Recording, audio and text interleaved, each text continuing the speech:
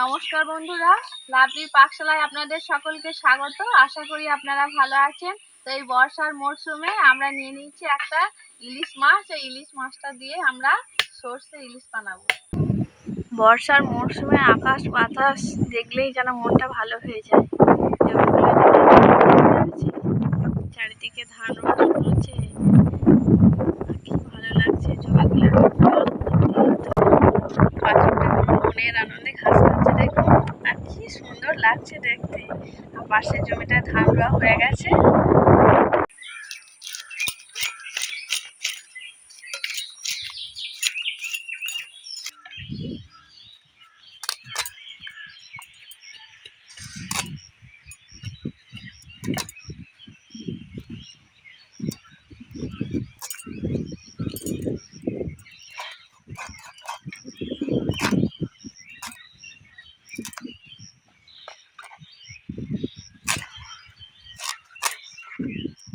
এবার ধুয়ে নিয়ে মাছটাকে চলে যেতে।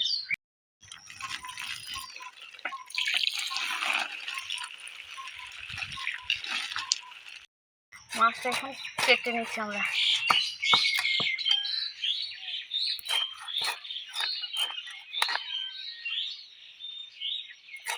মাছটা কিন্তু কত তেল আছে দেখুন।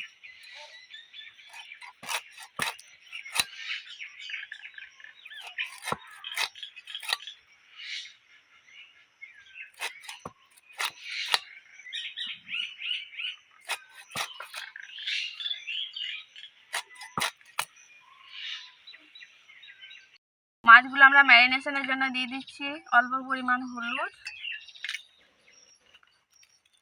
লবণ আর একটু লাগবে এবং সামান্য কাশ্মীরি লঙ্কার গুঁড়ো। এটা দিয়ে আমরা ভালোভাবে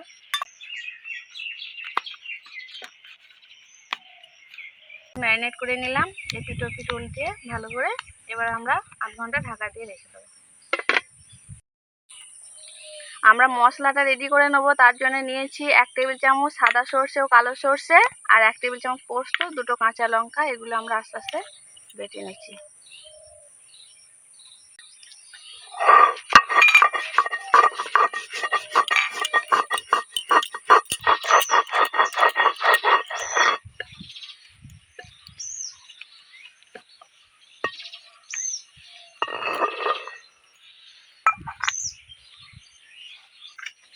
এবার সর্ষেটা বেটে নেব।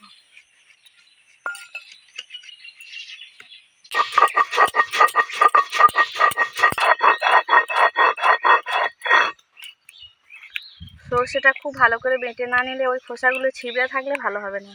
একদম ভালো করে মসৃণ করে বাঁধতে হবে।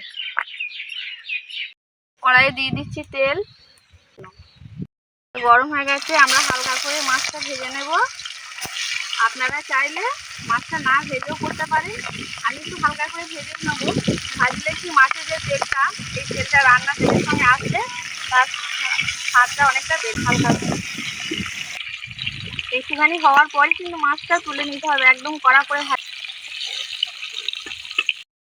মাছগুলো আমাদের ভাজা হয়ে গেছে, তুলে নিলাম। এই মাছ ভাজা যে তেলটা থাকলো, এই তেলটাও কিন্তু একটা দারুণ ফ্লেভার। এটা গরম ভাতের সাথে খেতে খুবই ভালো লাগে। আর এই তেলটাতেই আমরা সর্ষে ইলিশটা চাপাবো।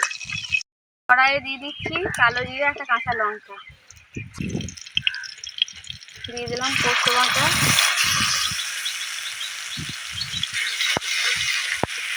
দুরকম বেটে রাখা সর্ষে, দিয়ে দিচ্ছি পরিমাণ মতো হলুদ এবং লবণ।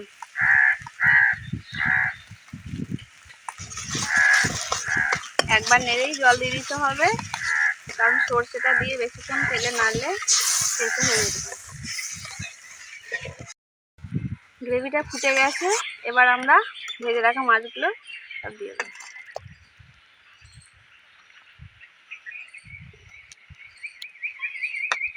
মিনিট 5 ফুটলেই নামিয়ে নেব। ওপর থেকে ছড়িয়ে দিচ্ছি একটা চেরা কাঁচা লঙ্কা। এবার আমরা নামিয়ে দেবো।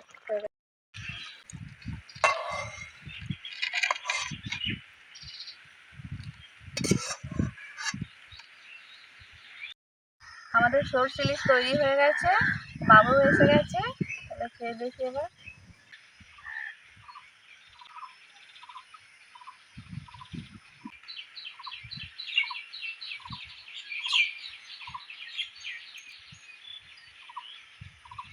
সুন্দর হয়েছে দেখুন।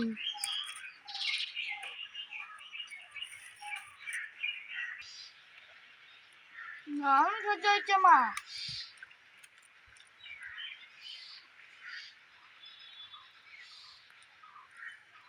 আমাদের খেতে ভালোই লাগছে, আপনারাও বাড়িতে বানিয়ে খেয়ে দেখবেন, কেমন লাগলো কমেন্টে অবশ্যই জানাবেন। আর পুরো ভিডিওটি দেখার জন্য অসংখ্য ধন্যবাদ। ভালো থাকবেন, সুস্থ থাকবেন। আর আজকের মতো এই পর্যন্ত, পরের ভিডিও দেখা।